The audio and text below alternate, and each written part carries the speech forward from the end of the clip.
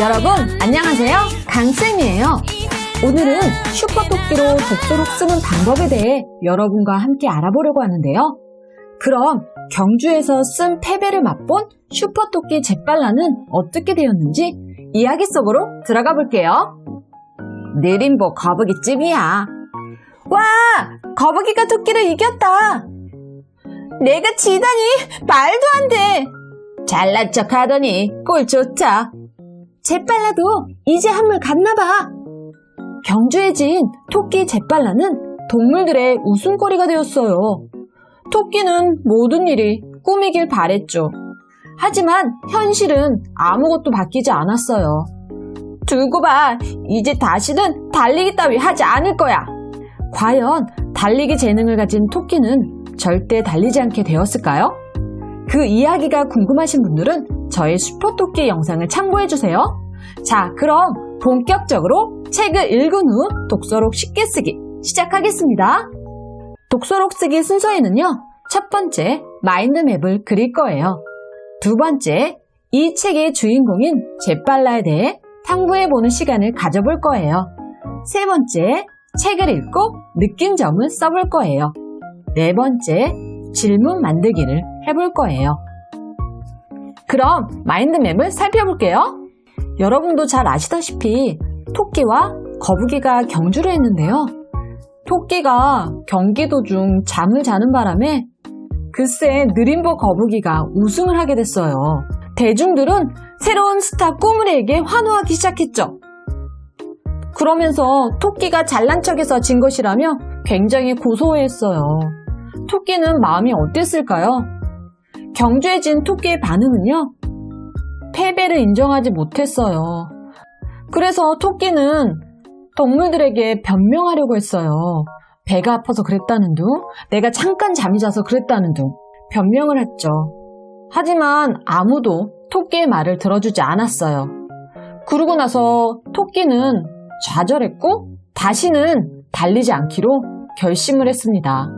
토끼가 제일 잘하는 게 달리기인데 얼마나 달리고 싶었겠어요. 그런데 어느 날 터덜터덜 걷고 있는데 저쪽에서 달리기 대회를 하고 있었던 거예요. 토끼는 그것을 피하려고 했을 뿐인데 자신도 모르게 뛰고 있는 자기 자신을 발견하게 됩니다. 그러면서 달리는 게 이렇게 좋았던 것을 그때 깨닫게 되죠. 자, 그럼 이번엔 제빨라에 대해서 탐구해 보도록 할게요. 제빨라는 한 번도 달리기 대회에서 져본 적이 없었기 때문에 자만심에 빠져 있었어요.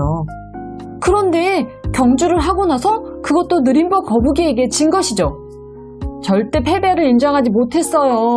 변명하기 바빴죠. 남들이 자신을 더 이상 빠른 토끼라고 인정하지 못할까봐 너무너무 걱정이 되었던 거예요. 그러면서 실패를 반성하지 못하고 나는 이제 더 이상 달리지 않을 거야 하면서 자책만 하게 됩니다. 자신의 실수를 자기 부정으로 회피하는 것이죠. 그런데 우연히 본능적으로 뛰고 나서 진짜 자기다움을 깨닫고 자신의 재능을 인정하게 되었어요. 뛰는 자신을 보며 너무너무 행복해했답니다. 자, 이렇게 토끼에 대해서 알아보는 시간을 가졌는데요. 이번에는 책을 읽고 느낀 점을 쓰는 시간인데요. 다른 친구는 어떻게 썼는지 살펴볼게요. 슈퍼토끼 책이 나오자마자 책을 사러 서점으로 달려갔다. 슈퍼거북의 후속작이기 때문이다. 사실 첫 번째 경주 후의 거북이는 영웅이 되었지만 쓴 패배를 맛본 토끼에 대해 이야기가 궁금했다. 그래서 더더욱 호기심이 생겼다. 이 책의 특징은 달리기 경주에서 토끼가 거북이를 얕보고 방심한 사이 거북이가 결승점에 먼저 도착했고, 동물 친구들이 거북이를 환호하자 자신이 경주에 진 이유를 친구들에게 말했지만 아무도 토끼의 말을 들어주지 않았다. 토끼는 큰 충격에 빠졌다. 이 말인즉 토끼는 인생에서 실패를 경험해보지 못했기 때문에 패배를 받아들이지 못했던 것이다. 그동안 자신이 최고라는 자만심에 지내왔는데 느린 꾸물이에게 졌으니 동물 친구들에게 창피했을 것이다. 그래서 더 자신을 변명하려고 했으며 그 모습에서 토끼의 자존감이 높지 않다는 걸 느꼈다. 그렇다면 동물 즉 대중들은 왜 토끼에게 차가운 시선을 보냈던 것일까? 경주에서 거북이가 이기자 모든 관심이 거북이로 쏠렸다. 그러나 2등을 한 토끼에게는 눈길 한번 주지 않았다. 그러므로 이 장면은 세상이 오직 1등만을 환호하는 경쟁 세계를 비판하는 것 같다. 그렇게 큰 낙심을 한 토끼는 더 이상 달리지 않기로 마음을 먹었다. 토끼는 자신이 경주에서 졌다고 잠안 들어도 패배자라고 하는 것 같아 슬퍼했고, 알아주지도 않는 달리기를 해서 뭐하나 하고 하는데, 그럼 토끼는 여태껏 자신을 위한 달리기가 아닌 사람들의 시선을 위해 달렸다는 거다. 그래서 이 책은 사람들의 시선을 신경 쓰지 말고 내가 잘하는 것, 내가 좋아하는 것을 나 자신을 위해 즐겁게 하라고 우리에게 말하고 있는 것 같다. 여러분 잘 들으셨나요?